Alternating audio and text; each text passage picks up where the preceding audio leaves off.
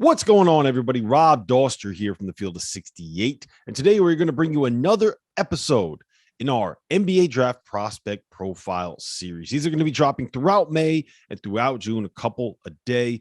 So if you do like this content, make sure you subscribe to the channel and do hit that like button. Anything that you can do to interact with these videos, it really does help the channel. It helps more people like you find this content. And since I have you here, make sure you check out our Instagram and TikTok pages. We are going to be pumping out more unique content over there throughout the spring and the summer heading into the 2022-23 college basketball season. Like, for example, did you know that Penny Hardaway was shot when he was in college? I didn't know that. You can find that story right now live on our TikTok and Instagram pages.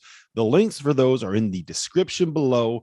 So without further ado, let's get into another Field of 68 NBA Draft Prospect Profile.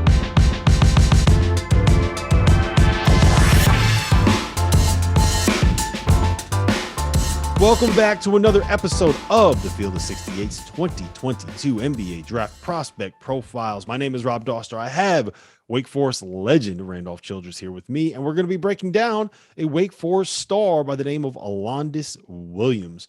He is a 6'5", powerfully athletic wing, terrific passer. He averaged 18.5 points, 6.5 boards, 5.2 assists, but he shot just 28% from three this past season. RC, let's get into this guy a little bit. First and foremost, what made him so good at Wake Forest this past season? He was a guy, he started at Oklahoma, wasn't the best player there, gets to Wake Forest and tears up the ACC. What changed?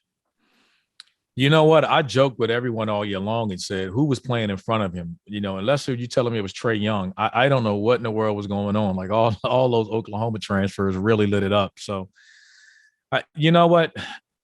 Confidence had to be one. He came in with a chip on his shoulder, and Coach Forbes, Steve Forbes, did a great job of putting the ball in his hands, identifying what he had. I don't think anybody realized. I think he's the best passer in this draft.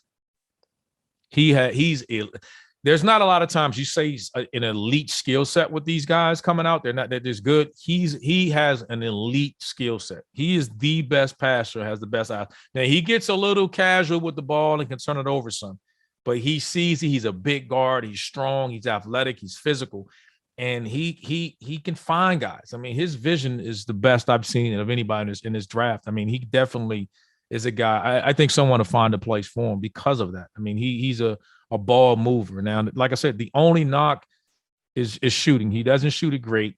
He's gonna have to spend some time knocking down standstill shots, but he's not afraid of it, and he's better at getting it. I mean, he's a handful.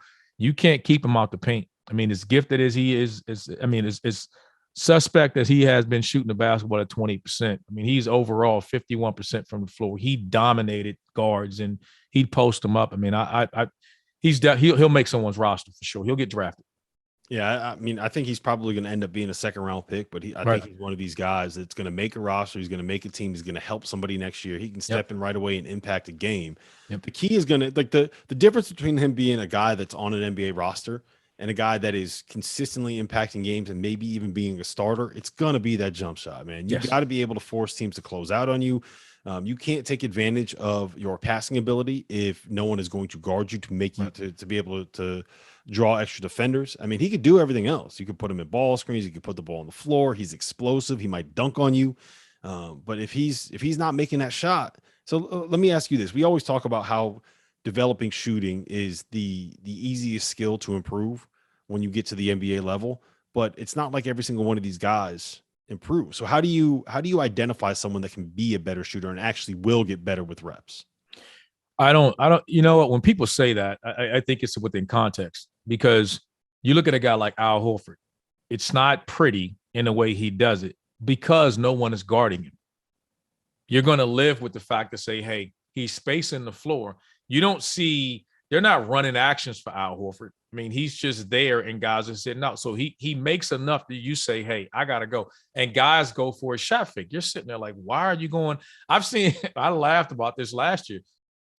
In the NBA, they're going to just say, hey, they're going to allow you to do it. They're just going to say, hey, what can you do to beat me?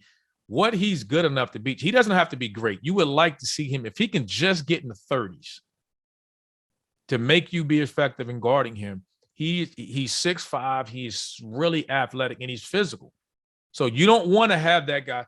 Sometimes when you can't shoot, I don't sit and embarrass you and lay off you to say, because the last thing you want is that guy taking up space, eating up space, coming at you as well. So that's why when you see teams maybe coming out to a guy that isn't a great shooter, now when you're playing with an MVP and a truly great player, then you focus and you shade. You might say, hey, you know what, we're gonna have to live with Alondes playing on the outside.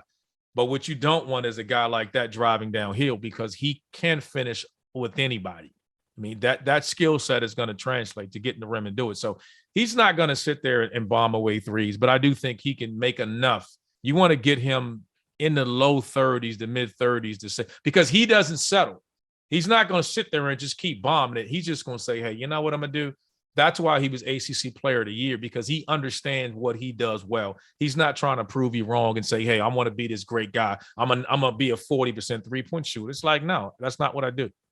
So there's two guys who I think are perfect comparisons for what he could be in a best case scenario in the NBA, and that is Lonzo Ball and Tyrese Halliburton. Those are two guys that are kind of renowned as being really good passers.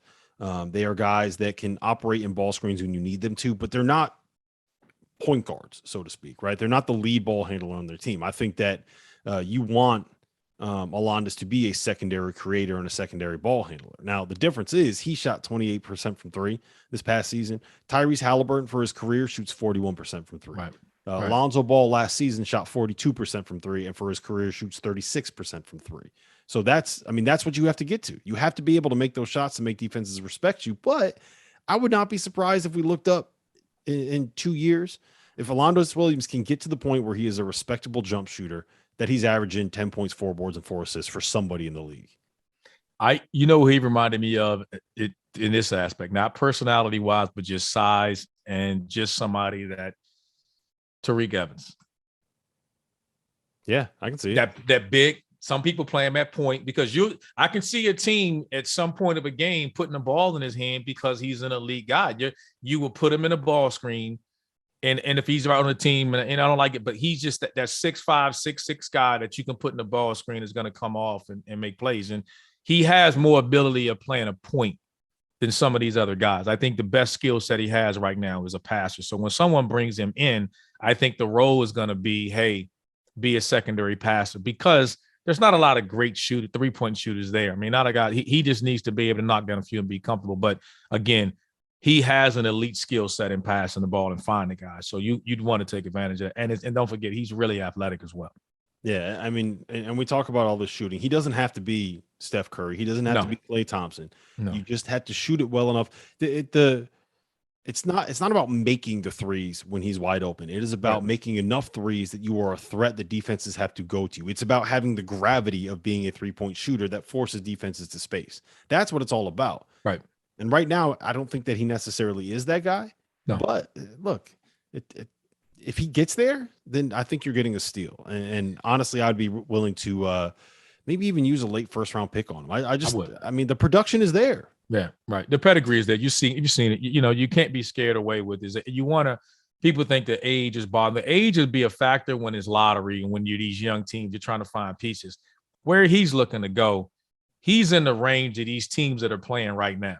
Mm-hmm. Right. The teams that are still playing in the playoffs, the semifinals and Eastern Conference finals and Western Conference finals. These are the teams that are looking at him. If he goes to any of the lottery teams, it's second round. So it's a different perspective. But the one thing about all these big wings, he is probably one that we can legitimately say can play point. You can put the ball in his hand. He can initiate offense with his size and his athleticism.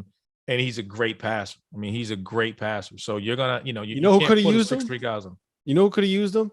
The Phoenix Suns, right? Yes. Just got smoked by the Dallas Mavericks because they basically have two creators on their entire roster. And one of them was playing, I don't know if he was banged up, if he's just old, whatever it was, but CP3 was not CP3. Right. So you basically had Devin Booker and not really anyone else on that roster. Right.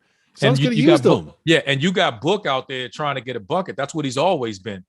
Alondes is why I said he doesn't shoot it well. But it's funny you mentioned Phoenix. He's a guy that could have been in there and been a backup, but been a ball mover like CP3 is at 6'5". Now, I'm not making the comparison that he is 6'3". We're just making the comparison that, okay, he's a 6'5" ball mover and elite vision and passer. I mean, he's the best passer on his drive. He's coming off that. I don't think there would have been as much drop off with that, and that's what you're finding now is different teams that can create. And there's going to be a team that's going to like him and slide him in, and he's going to play. He won't be a starting. He won't be maybe an early rotation guy. But as the season wears on, injuries, as he's get acclimated, he's a guy you can throw in there and put the ball in his hand because, again, I think he's the best passer. I think that's what surprised everybody. And when you don't shoot it, you don't have to be a great shooter. And I'll say this, you don't have to be a great shooter if you're a great ball mover and can find guys, because then it opens up the lane for you to attack and finish. Yeah, I will tell you this. I did not expect an Alondes Williams that was basically a no-name guy at Oklahoma. He never averaged more than 1.3 assists at Oklahoma. And he gets to Wake Forest and all of a sudden averaging 5+ assists a game. He's throwing the ball over the floor, one-handed no-look passes. I think we're going to look up next February and March and be like, oh, wow, Alondes Williams is right. He's playing real minutes for right. an NBA playoff team. Yes. That's kind of where I'm at with it too. And if you can get that late first round, early second round, then I think there's a lot of value there. But listen, this has been another episode of the 2022 NBA Draft Prospect Profiles for the Field of 68. My name is Rob Dauster. That is Randolph Childress. Make sure you hit that like button. Make sure you hit that subscribe button. We're rolling out more than 40 of these profiles before the draft happens throughout the month of May and the month of June. Come back, check us out. We'll have more of these coming up next week.